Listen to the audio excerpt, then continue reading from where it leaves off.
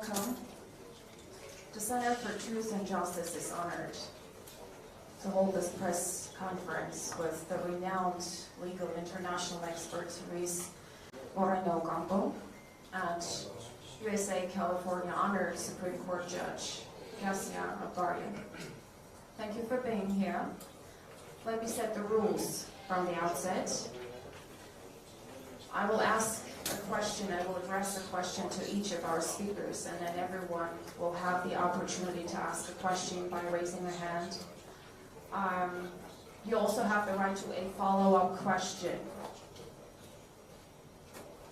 The press conference will last till 6:10 or 6:15. Then Mr. Oqampoyyi has a very short interview with the public radio, and then he will need to head for another meeting. So, Mr. Oqampoyyi, thank you for being here. The first question to you. Within 2 weeks, we're expecting to see COP29 held in Baku. The prisoners of war, political prisoners of Armenian origin are also held in Baku. What is your message to the advisors and decision makers of COP29? November, there will be a meeting in Baku. And it's crucial. In November, there will be a meeting in Baku, and it is crucial that at this conference, the issue of the Armenian hostages in Baku prisons cannot be ignored. I hope they are released before, but if until there, they should be part of the conversation. If the people in jail are ignored, and the Nagorno-Karabakh genocide is ignored, that is gone. And be clear, the next is Armenia.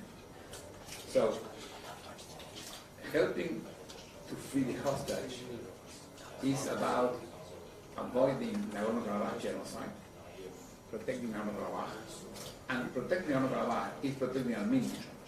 The three issues are, for us, from outside, totally connected. We understand national authority have different roles, but we have to help all Armenians to protect the Armenian hostages, Nagorno-Karabakh, and Armenia itself. And I call them hostages and no prisoner of war because they are not prisoners of war.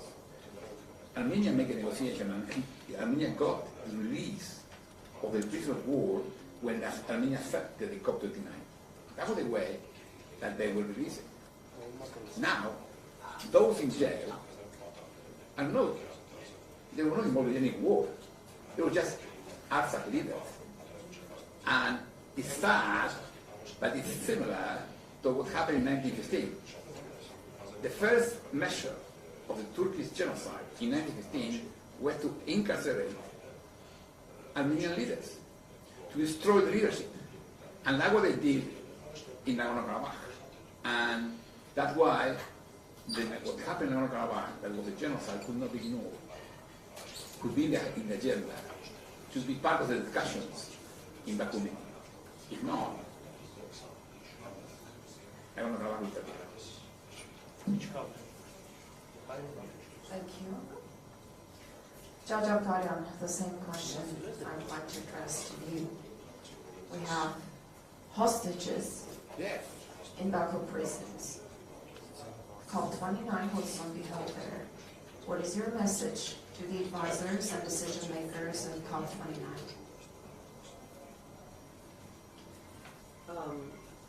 There's hostages in the dungeons of Azerbaijan. Prison is too good a term. The Center for Truth and Justice has been collecting evidence, testimonial evidence, that we have direct evidence that shows the type of torture that Armenians who have been in custody in Azerbaijan in the dungeons have suffered. So I can imagine what is happening to those who are still in the dungeons. It's not a message Center for Truth and Justice has Ճշմարտության արտադրության կենտրոնը հրավիրել է մարդկանց քննարկումների as well as many others. As you know, we've had a big conference. The whole purpose is to bring the names of non-Armenians to the table that are going to be on the right side of history. And we have been writing to, the leadership of COP29 in Azerbaijan, demanding the release of the hostages, because you also have to knock on their doors. They must know what our demands are. We've also been writing to numerous members of COP29, the non-Azerbaijani leadership, and pointing out the abhorrent policies of Azerbaijan when it comes to human rights and due process.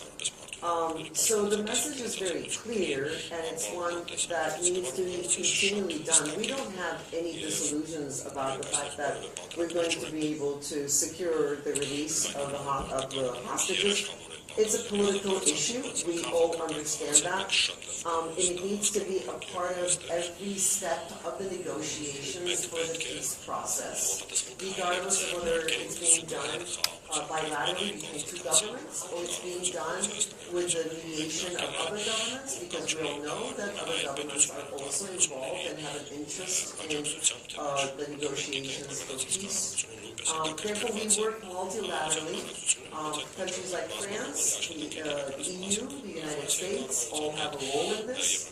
And it's about making noise from every possible angle in order to make sure that, first of all, they're not forgotten.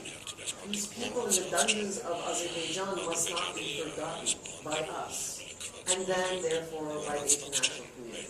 So that's the message. The message is very clear. It's ազատեք հայ պատանդներին դադարեցրեք ցեղասպանությունը վերջակետում Thank you. Thank you. Dear colleagues, we start to take questions for you. Yes, please. Introduce yourself, the media that you work for.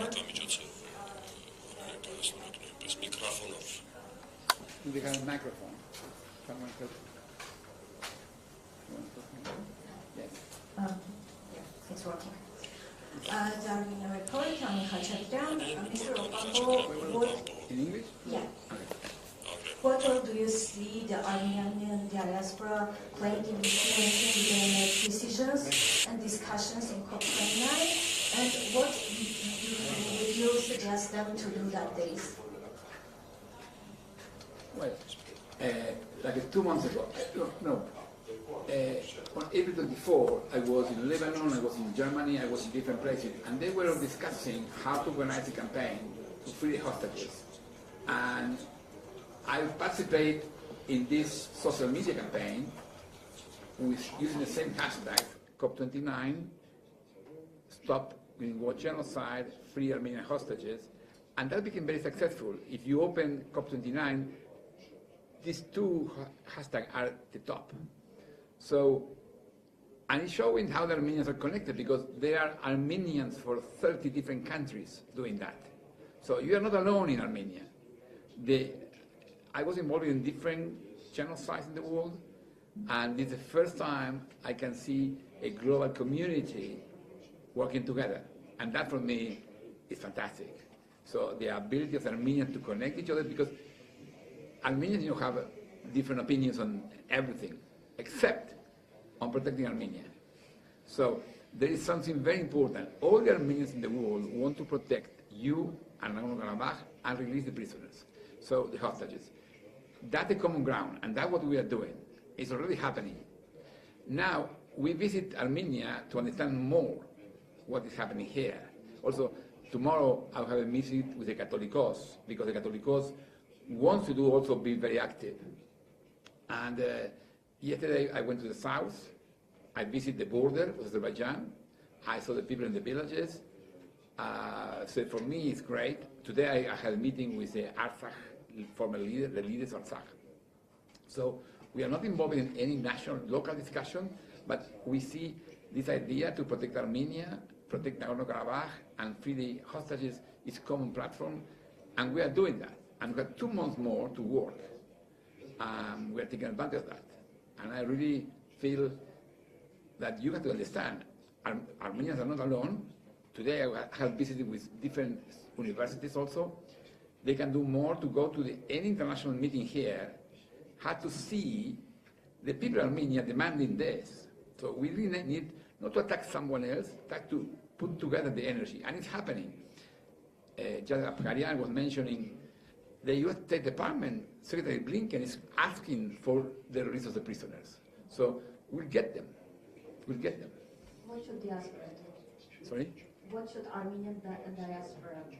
Well, at least they can join this. It's easy. In the morning you wake up, COP29, stop watching greenwash genocide, free Armenian hostages. That's it. And make any comment. I like the hashtag food. I like the look how hashtag people dance or whatever. But with the same hashtag. That's the concept. Thank you.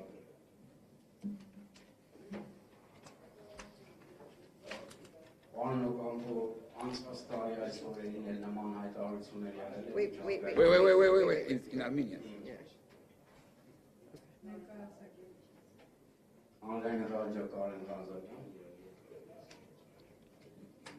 Now, yes.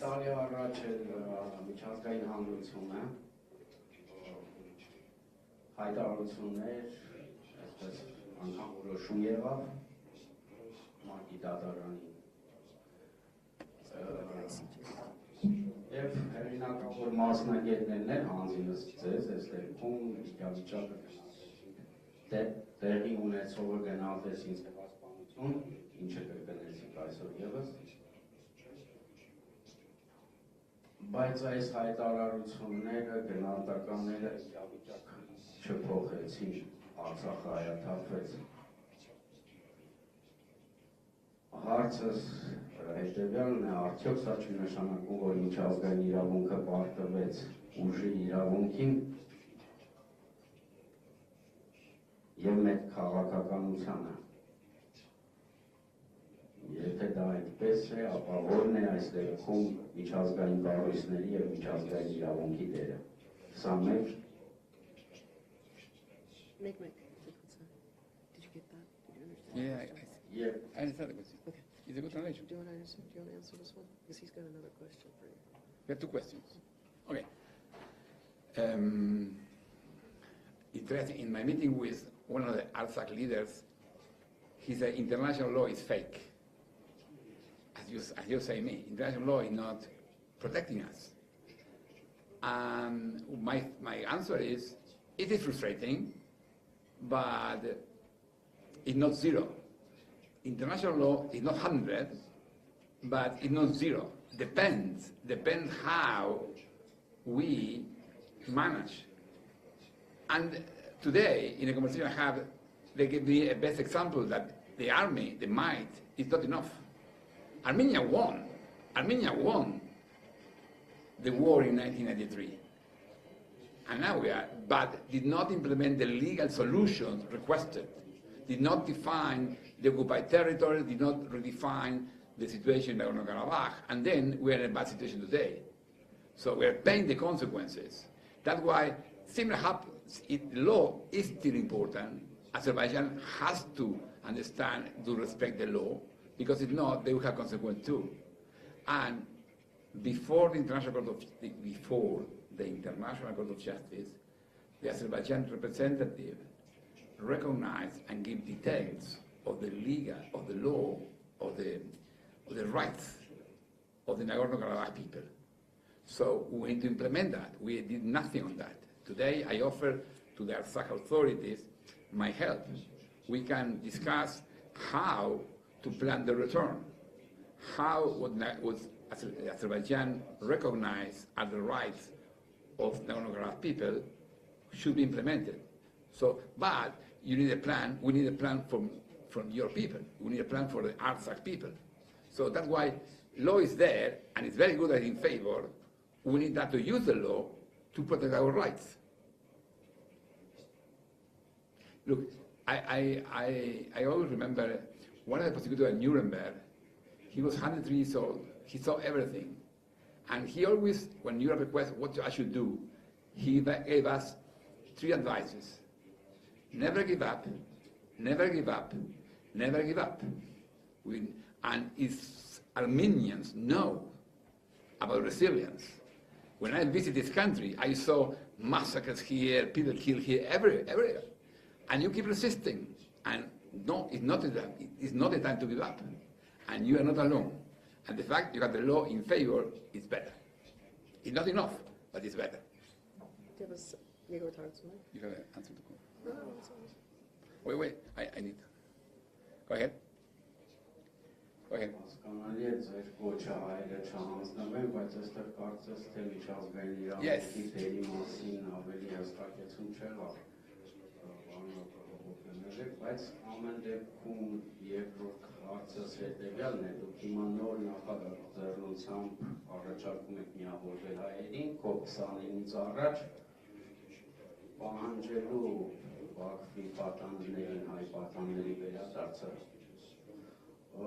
Սա զուտ հանրային ճնշում է, թե ճնշման մեխանիզմ է հանրային, թե կարող է նաև դա իրավական մեխանիզմ դառնալ, վերածվել, եւ ընդհանրապես որոնք են այն կոնկրետ մեխանիզմները, որոնք հայտարարությունները, ինչու՞ չէ որոշումները կարող են կոնկրետ ծավալությունների վերածել։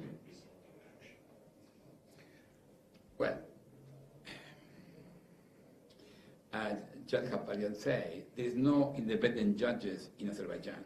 So there is no a process to follow requesting, look, these people did nothing wrong, just release them. So there is no court to do that. There is no national court, there is no international court. So what we do, what we are planning to do is this idea to have Armenian people, not the government, Armenian people asking the Armenians around the world to request to their own country, demanding to Azerbaijan to release the hostages. So you have friends, Armenian friends in the US. They have representation. They have a Congress, and it's talking. One senator the other day said, advised to Aliyev to release the hostages. So it's happening today. So what we are doing is providing more representation to Armenians, not just to Armenians in Australia, asking Australia to act. Armenians in Brazil, asking Brazil to act. That's what we are doing. And that's the uniqueness of the Armenian diaspora. You have a global Armenian community, so you have people in US, in Canada, in Brazil, in France, that could help you to be represented. That's what we are doing, legally. So we are expanding the states that represent you.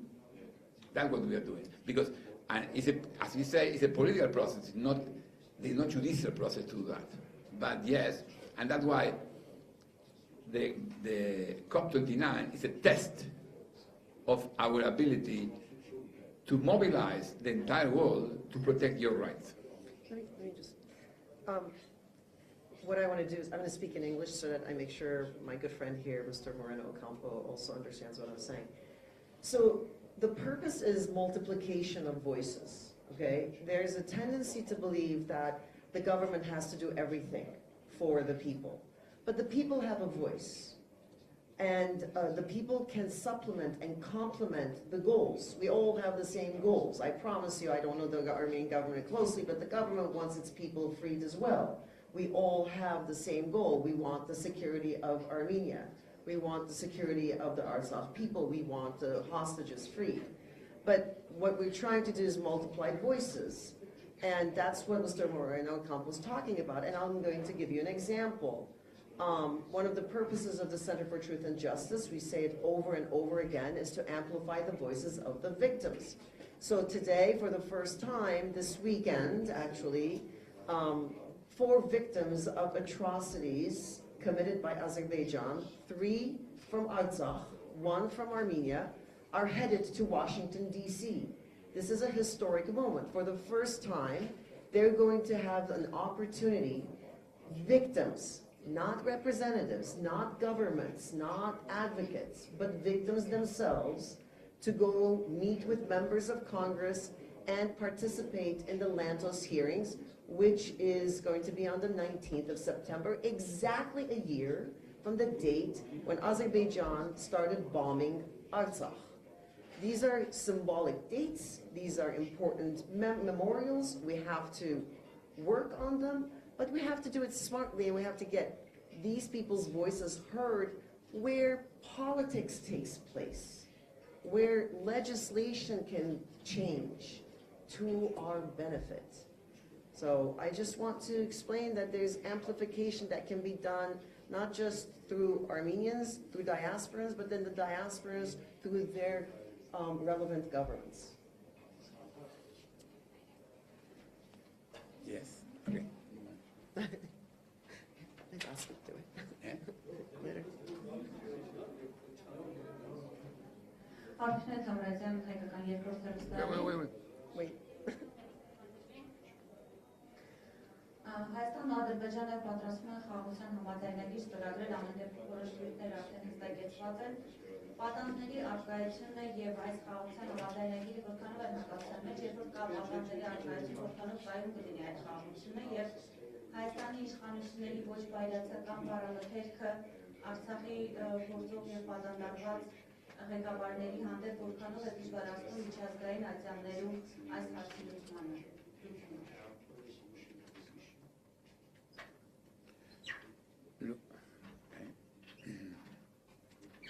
The Armenian government has a responsibility and leading on the negotiations. We are not involved in that. That's not our task. But as we believe in international law, we believe no victim of genocide could be in jail. And that is not a responsibility for Armenia alone. There are 153 state parties of the Genocide Convention. They have a duty to prevent the crimes. And prevent the crime includes stop the imprisonment of these people who are there just because they are genocide victims. So that's why for us, there's a connection between the peace. I hope there will be a peace process finalized. I hope that. But this separate issue, the victim of the genocide already committed in Nagorno-Karabakh. And that is not just something that Armenia had to demand. 153 state parties had to demand. And that's what we are doing. Multiplication. So one of the things, there's a confusion about becoming a state party to the ICC and the expectations one has, okay? By joining the ICC, it does not mean that the court system or this international system can stop crimes from happening. The purpose of the ICC is to punish those who've committed crimes. That's all it is. Okay, it's not a sword, it's a shield after the fact, perhaps, at best. However, there's another part to the ICC, and I don't know why I'm talking about the ICC, you're the expert to this. But it is also, by us joining, the 153 state parties have a responsibility to prevent. There's a prevention part to why it's important for Armenia to be a part of not just the ICC, but all international institutions and mechanisms in order to support the right thing, which is stop aggressive wars, stop the killings, and stop atrocities. But I'll let you go on about this part. No, because I missed the part of the ICC in the question. Okay, your turn. Thank you. No, okay. I missed your part of the ICC question. I was so on the negotiation part. Armenia joined the ICC and is now a third state party. That means that there is one Artsakh, Nagorno-Karabakh, is not in Armenia, it's in Azerbaijan. Therefore, that is something that the Artsakh people have to build, how to connect. And there are ways to do it, because there is a precedent in Myanmar. Rohingya escaped from Myanmar and went to Bangladesh, which is a party. And the crime of against humanity of deportation occur in both parties. Therefore, ICC has jurisdiction. And similar could happen with Nagorno-Karabakh. But something more important happened. Judge Cássia Աբգարյանի on April 18 went to The Hague, and in representation of the Center for Truth and Justice, she presented a beautiful case showing not the crimes in Nagorno-Karabakh. She showed how an ongoing genocide is happening today in Armenia. There are some villages that were creating conditions to destroy them, and this is genocide. And it happened today, it happened here in Armenia. And I think, I don't know when and if the prosecutor opened an investigation, but Aliyev knows that if he attacked here, now he could be prosecuted by the ICC. The prosecutor already prosecuted President Putin and Prime Minister Netanyahu. Why he will not do Aliyev? So, joining ICC, Armenia has a new protection system that we like to strengthen, but also we like to see how to use it to protect the right of Nagorno-Karabakh people to go back. Okay? Who would like to be next?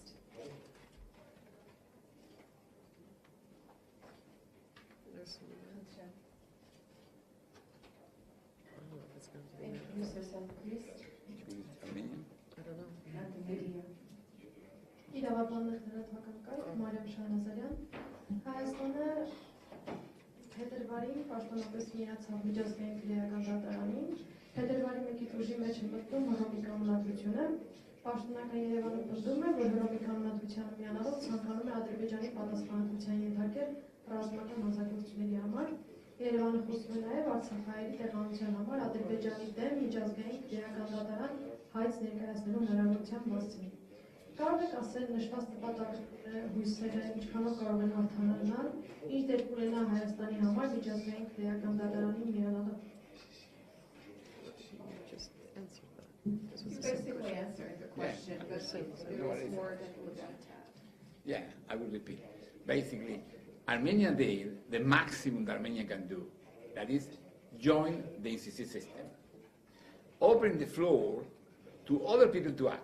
And Kasyà Abgariani, she decided to act. She went, taking advantage that the Armenia signed the treaty, she put information in front of the prosecutor. The prosecutor has absolute discretion, 100% discretion to start investigation or not. But providing information to him is very important. And that was different people in Artsakh are planning to do. So that is happening. The ICC normally, as Kasyà Abgariani in court intervene in criminal case after the crime. Courts intervene after the crimes. So that's why the prevention part is a process. The good thing is, in the world today, Mr. Aliyev knows that he will be indicted if he attacks Armenia. He will be indicted. And that's the good thing that is happening. That's the way the ICC protects Armenia, knowing that if you attack Armenia today, you will be indicted. Can I just... So let me just put it this way, all right? Just for a minute, let's imagine Armenia is not a member of the ICC, all right? Azerbaijan and Aliyev will feel stronger because we would not have any mechanisms. Is our joining the ICC going to stop Aliyev from committing crimes? Perhaps not, but it makes them think because we are now a part of a larger system where we can take steps to seek the punishment of those who commit atrocities. So I think there's a difference between, okay, we joined the ICC, that means no one's going to attack us and we now have a wall around Armenia is not a fact. The ICC is a legal tool, but it is... Not little. Huh? Not little. Not little, big. It's a big. Big. It's a big tool, it's a big legal tool, but it's not one that's going to prevent bad things from happening. Not the only. It's not the only one. So, I mean, ICC is not a big actual weapon, but it's a legal tool.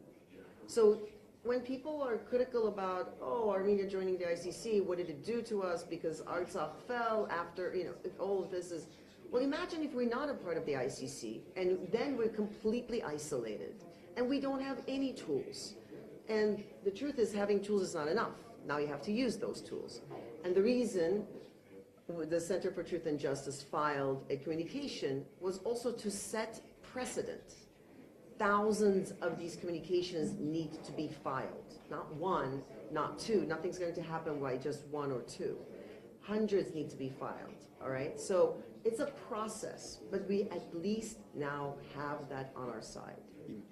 Okay, on this we have a little disagreement. We just If I have this here, and I can take it, go to my house, and nothing will happen to me, maybe I do it. If they tell me, look, we are watching you, we are filming you. If you take it, you will be prosecuted. I will not do it. That will happen today with Armenia. Whoever attacked people in Armenia could be prosecuted by the International Criminal Court. So whoever is planning that has to factor, oh my God, maybe I will be prosecuted. Yes, you can think, well, but I will defend myself, no one will arrest me. Well, but you will be indicted. No one wants to be indicted. So that's why the move that Armenia did to join the ICC is important. It's important. It's not the only guarantee, no, but it's very important.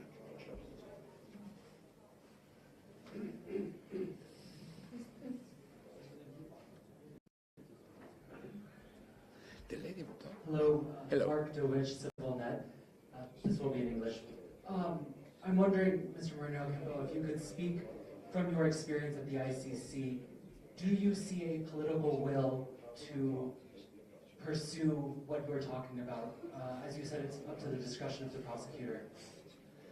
Thank you. No, there is no political will in the ICC. ICC manage cases according to the gravity. And today, they are involved in the Ukrainian war, where 100,000 people are killed. It's pretty important. And then they are doing the Palestinian case. The prosecutor is requesting indictment against Hamas leaders and Netanyahu himself. So they are not involved in small cases. And I work in different cases around the world, so the Venezuelans feel that the most important thing the president could do today is indict President Maduro, who is stealing the election in Venezuela. So each country is thinking in some position, but when you are the prosecutor, okay, I have 20 clients, where do I go? That's why what Castya did is very important. Having people going there, giving information, is very important. But you know, the most important aspect of ICC is not having a case. The best we have no case, because there was no attack against Armenia, and because Nagorno-Karabakh situation was resolved, and people recovered their rights. That is the best. So the best outcome of the ICC is no case.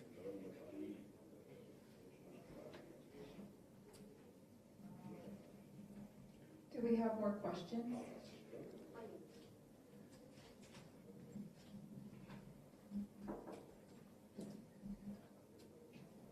ABC Media, Ani Աբգարյան։ Պարոն Օկամպո, Բաքուն դիմել էր Հայաստանին, որպեսզի համատեղ հայտ ներկայացնեն ԵԱՀԿ Մինսկի խումբը լուծարելու համար։ Ինչ է կարծում, եթե Հայաստանը համաձայնի լուծարել ԵԱՀԿ Մինսկի խումբը, ինչ է սպասելու Հայաստանի ապագա իշխանությանը, որոնց օրակարգում են Արցախի ժողովրդի իրավունքի իրացման հարցն ու Արցախ վերադառնալը։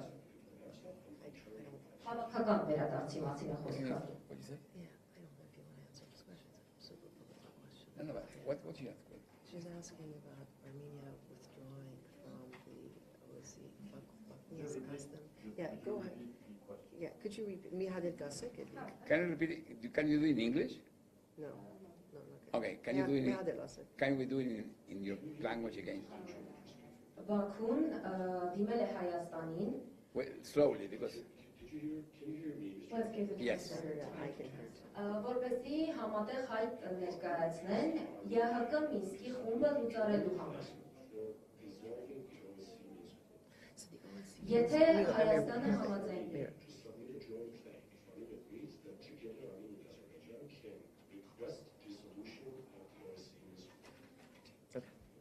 Yes. Եթե Հայաստանը համաձայնվի այդ հայտը ներկայացնել եւ լուծարել ԵԱՀԿ Մինսկի խումբը, ինչ է սպասվելու Հայաստանի ապագա այն իշխանությանը, որոնց օրակարգային հարցերից է լինելու Արցախի ժողովրդի ինքնորոշման իրավունքը իրացնելը եւ նրանց հավաքական վերադարձը։ Well, no. As I said before, as I said before, I am not involved in any national discussions. I will not make any opinion on what the government is deciding. So I have nothing to, I cannot give you an opinion because I have no idea about the issue, and I'm not involved in any Armenian decision. So my only goal here is to be sure that there is no genocide against Armenians. And so in general, in the world, but in particular in this case, against Armenians. That's my only goal. I cannot be involved in discussions on topics that the government is deciding. Yeah. Don't be involved. No. I just want to explain one thing, that the work that we do is not meant to be critical or not critical of what is happening domestically, okay? Because protection of human rights, defending atrocities, bringing cases in legal institutions is an international issue. So under no circumstances, the Center for Truth and Justice has never been involved, will never be involved, and does not promote diasporan organizations being involved in the internal discussions of policy and politics. That's for you all to do and the government to do. So there's a huge separation between what we're trying to do and the rest. Yeah. And one comment more. I was very deeply involved in Syria cases and in Venezuela cases. And in both situations, what I saw is the divisions between the victims, the division between the different opposition people. And divisions increase the power of the perpetrator. So that's why I will not be involved in any internal discussions, because I like all of you as much as possible focusing the only goal to protect Armenia. Of course you can have different points of view and it's legitimate for you to do it, but from outside, our goal is to focus on the big picture, protect Armenia, respect national authority decisions, we'll never make opinions on them, good or bad, and encourage political opposition people and civil society to do their own thing, understanding the real perpetrator is not the national authority, is not Armenian. So focus on that, because I saw in Venezuela in particular, political leaders losing their mind, fighting between them, and going nowhere. So from outside, my advice is find a way to make your internal criticism without affecting the unity that Armenia needs to protect itself.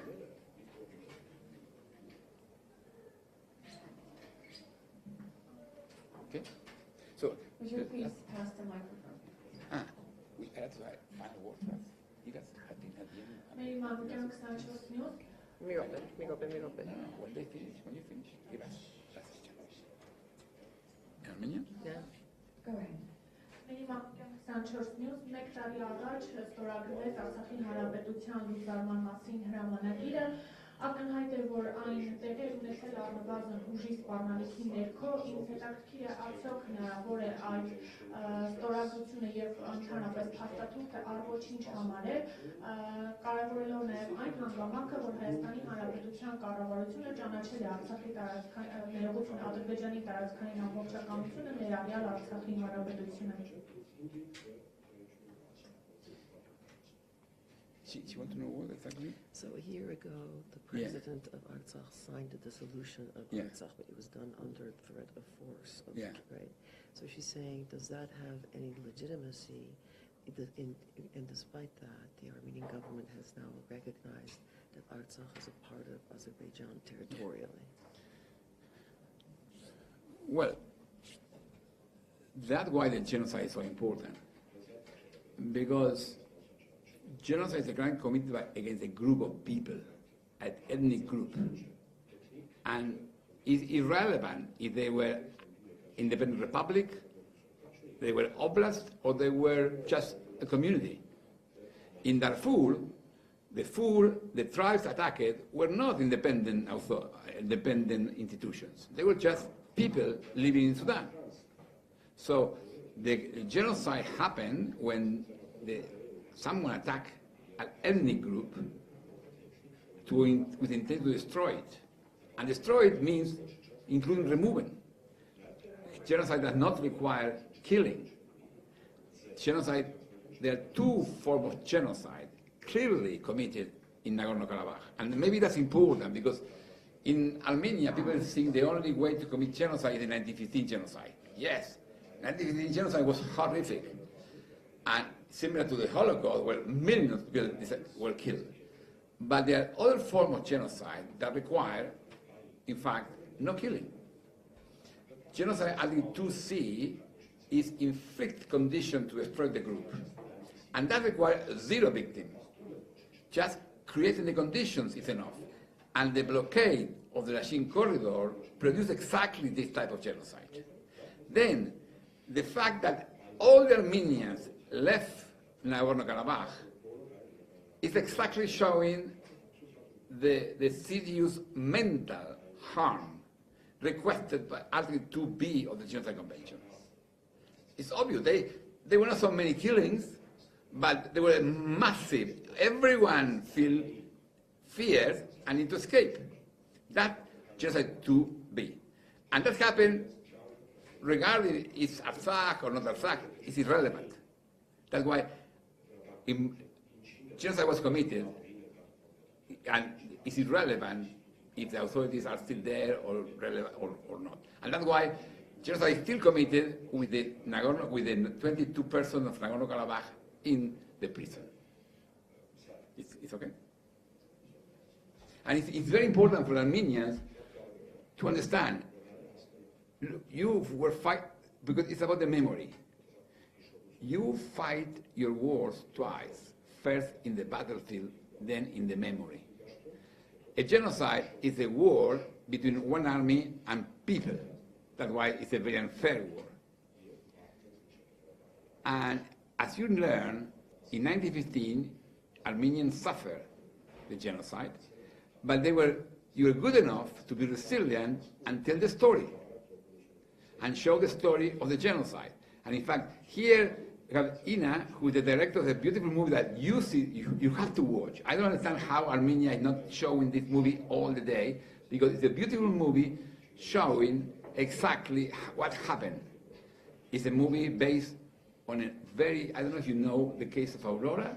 She was a victim of genocide. She was able to escape to the US, and there was a movie about her. She became the actress of herself. Incredible story. And it's a movie about that story, showing both, showing what's happening, the suffering of the Armenian people, her family, and herself, but how they were able to explain what happened to the movie. And then you continue that, making the recognition of the 1915 genocide a very important, crucial question. And that is protecting us, not just Armenians, protecting all of us. And now, in 2024, Armenians need to understand a genocide happened in 2023, it's still happening for the 22 victims, and it could happen bigger in Armenia itself. So, wake up. No more just 1915 genocide. It's an ongoing genocide, still happening, we have to stop it. And that's our common job, okay? So, join COP29, stop greenwash genocide, free Armenian hostages. One click in the morning is enough. And invite your friends from US to do it, because Twitter trending are taking into consideration US. So invite your friends in US to do it, please. We can help you, but you have to be active. You are the one who can protect yourself. No, it's perfect. Do we have more questions?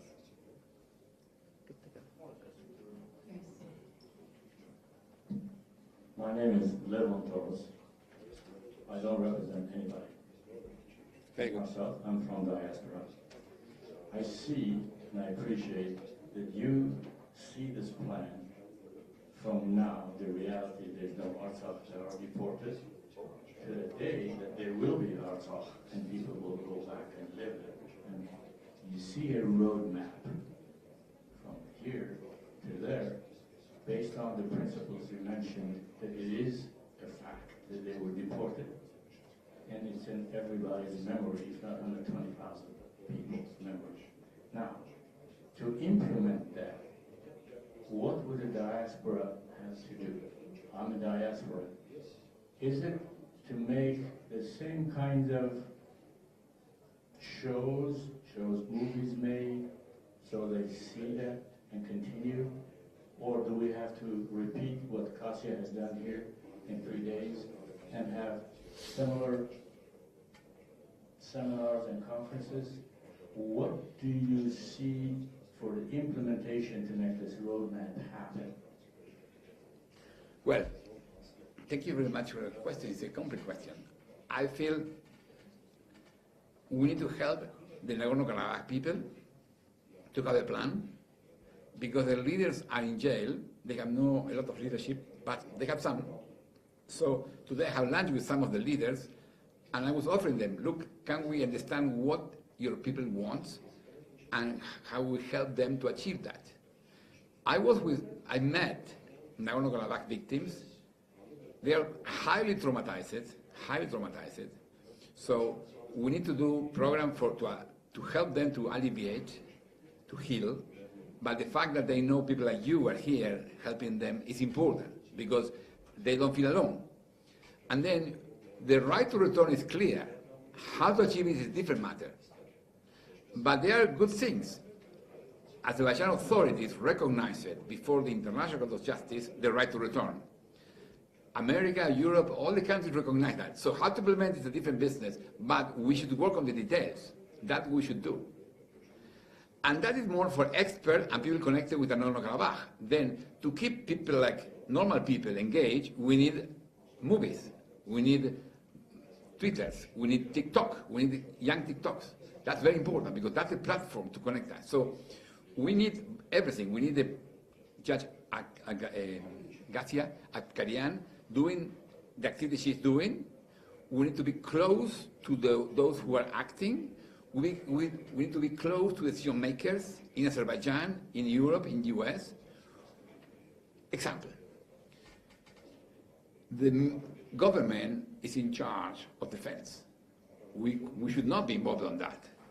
But we can help working on Israel's side. Why Israel is providing weapons to Azerbaijan? Armenian diaspora is connected with the Jewish diaspora. We can work together to explain to them, guys, what happened to you is awful, don't produce in Armenia. So we can do a lot of things from outside. Then the 21st century is a combination of states and institutions and NGOs and people. And we have the ability to how to work together. That's a difficult thing. So we're working on that. And this meeting and this visit is part of this understanding how to work together. We have a common task until November, but then even if we release the prisoners, we need to keep working to ensure the return to Nagorno-Karabakh, to protect Armenia, and if possible, to get reconciliation between Azerbaijan and Armenia. That would be great. So it's a long way ahead. It's just step by step. Okay. I think we're good. Yeah. Thank you. I don't have any. No, it's okay. Good. We did it. We did it. It's okay. Yeah. We finished. Thank you. Thank you. No, thank you. All right, dear colleagues, thank you for joining us here. Hopefully you received the answers to your questions. Thank you. Bye-bye. Thank you.